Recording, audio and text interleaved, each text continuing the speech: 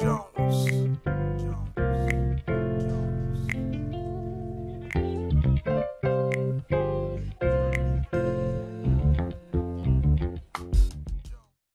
Bonjour à tous, c'est une joie de vous retrouver encore pour une capsule, Sa parole et moi. Si c'est la première fois que vous nous rejoignez, soyez les bienvenus. Une fois par semaine, on apporte une capsule.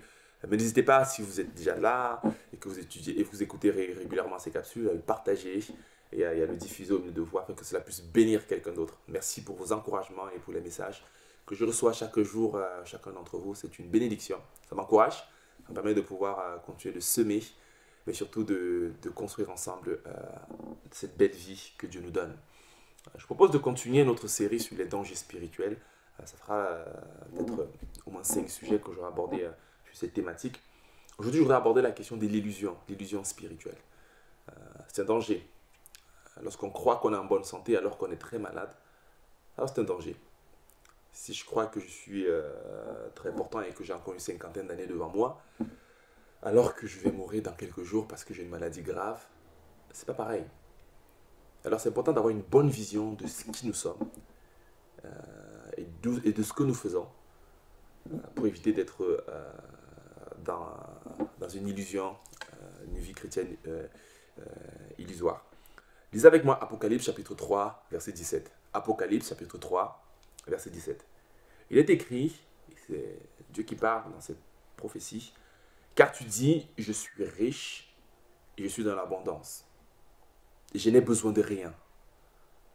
Mais tu ne connais pas que tu es malheureux, misérable, pauvre, aveugle et nu.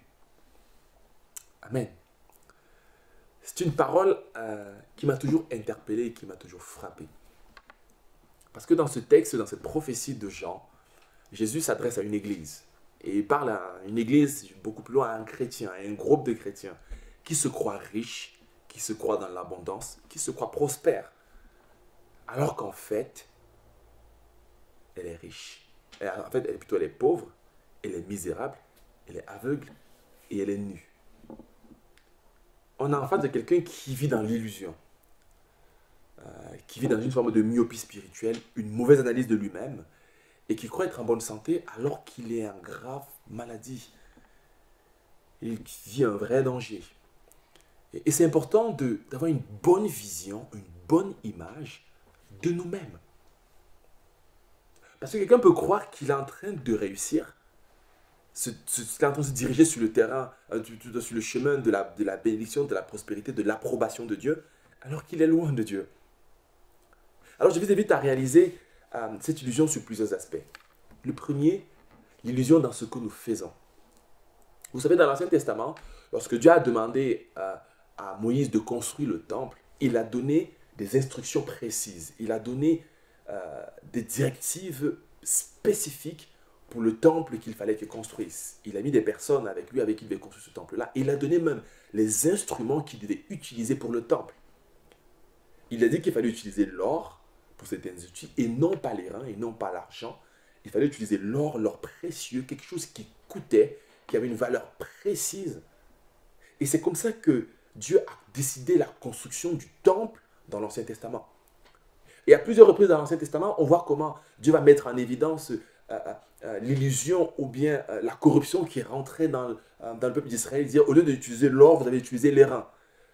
Et Dieu va mettre cette contradiction entre l'or et les reins. Les reins, c'est quelque chose qui va ressembler un peu à l'or, mais qui ne sera pas de bonne qualité. Ce sera de la pacotille, quelque chose de faux.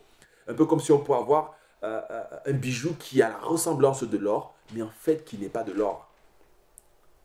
Et lorsqu'on regarde dans la Bible, on se rend compte que quand Dieu bâtit son église, il prend quelque chose de coûtant.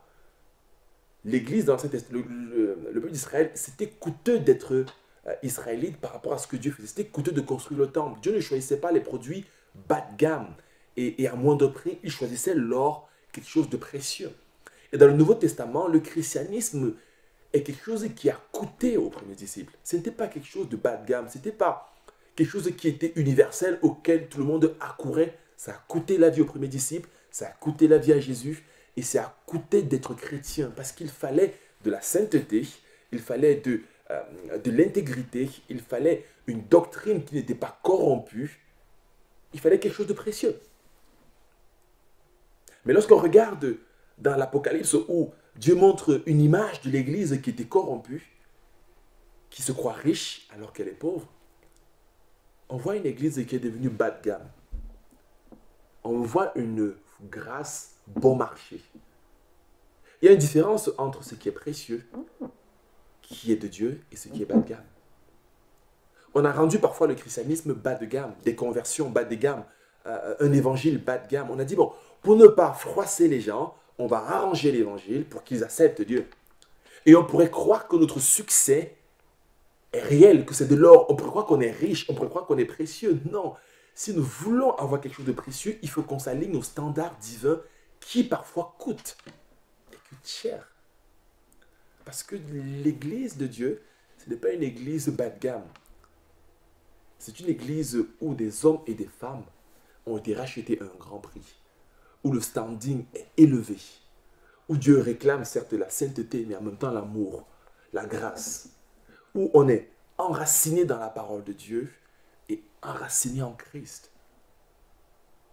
Et donc c'est une illusion parfois de croire que nous sommes riches, alors qu'en fait, peut-être aux yeux de Dieu, nous sommes pauvres. Quels sont nos indicateurs? Quelle est l'indication d'une bonne prédication? Quelle est l'indication d'un bon chant? Quelle est l'indication d'une vie chrétienne réussie? Une vie chrétienne réussie, ce n'est pas une vie chrétienne qui a beaucoup d'argent. Une vie chrétienne réussie, ce n'est pas une vie chrétienne où j'ai une bonne famille, j'ai un beau travail, j'ai une bonne famille. Ce n'est pas ça une vie chrétienne réussie.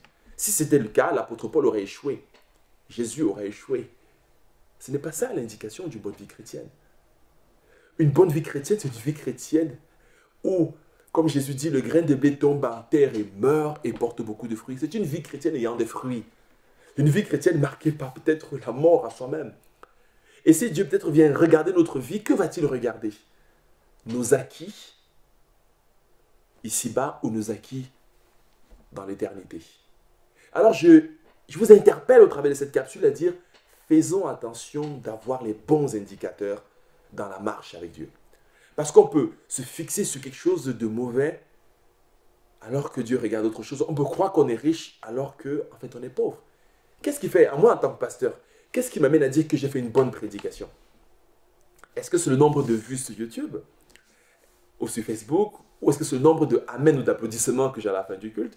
Est-ce que c'est le nombre de gens qui reviennent pour écouter le même message? Ce n'est pas ça les bons indicateurs. Peut-être le bon indicateur, c'est que je prêche l'évangile.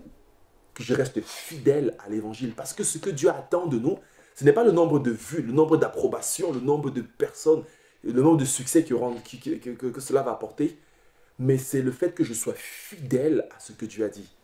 Ce qui veut dire que si je veux être biblique, je ne recherche pas les amen, mais je recherche est-ce que ce que j'ai dit correspond à ce que Dieu veut dire. Et peut-être je n'aurai pas d'amen, peut-être après cette capsule j'aurai 2 vues, mais ce n'est pas le plus important. Le plus important c'est est-ce que j'ai été fidèle dans ce que Dieu a dit. Alors, ce n'est pas une excuse pour être dans la médiocrité et ne pas penser à m'améliorer, loin de là. Mais c'est la recherche de la vérité. Et Dieu dit que tu es aveugle et tu ne vois pas bien. Et donc, pour traiter cette illusion, nous devons aligner nos indicateurs sur les indicateurs divins. Notre standing, c'est la Bible. Avec l'interprétation qu'on en fait, c'est vrai. Alors, je vous invite à ne pas, pour être guéri de l'illusion spirituelle, parce que j'ai l'impression que la majorité des chrétiens vivent dans l'illusion.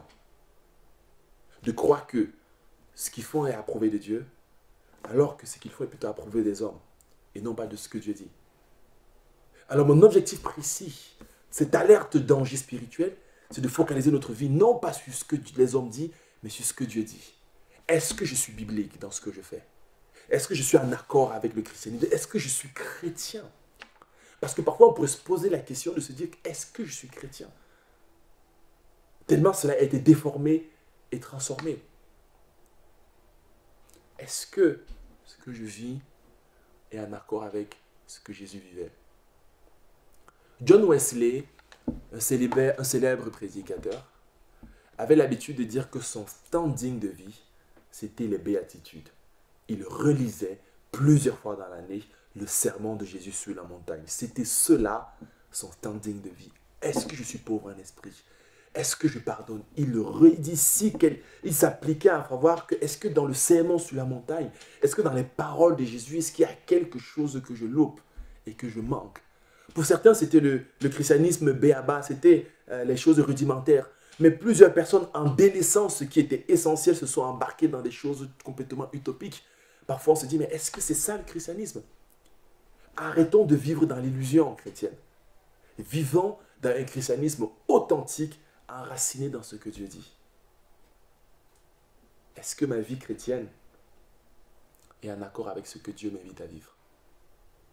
Un jour, on se tiendra devant Dieu et il dira peut-être, tu crois que tu es riche, tu crois que tu es dans l'abondance, tu crois que tu n'as besoin de rien, mais il dit, tu es malheureux, tu es misérable, tu es pauvre, tu es aveugle et tu es nu. Regardons avec les yeux de Jésus. Ne regardons pas avec les yeux de la société.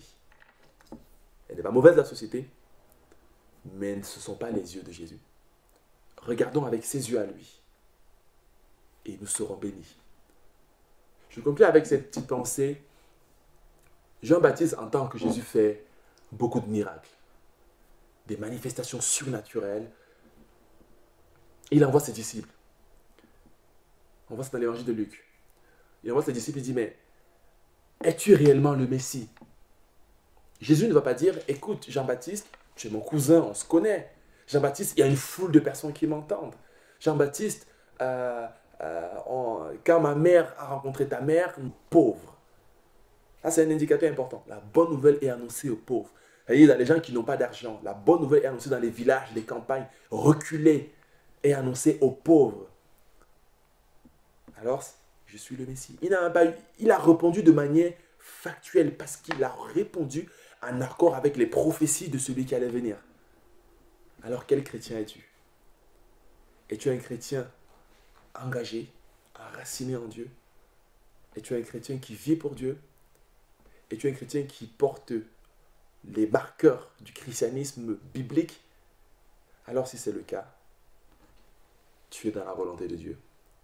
Mais si ce n'est pas le cas, prends les lunettes de Jésus et regarde ta vie, non pas à la lumière de mes propres yeux, qui sont biaisés, mais à la lumière de la parole. Même si ça fait mal, vaut mieux être au ciel avec un bras, Jésus nous dira, que d'être en enfer avec tous les deux bras. Que le Seigneur vous bénisse et surtout qu'il vous permette d'être délivré de toute illusion spirituelle.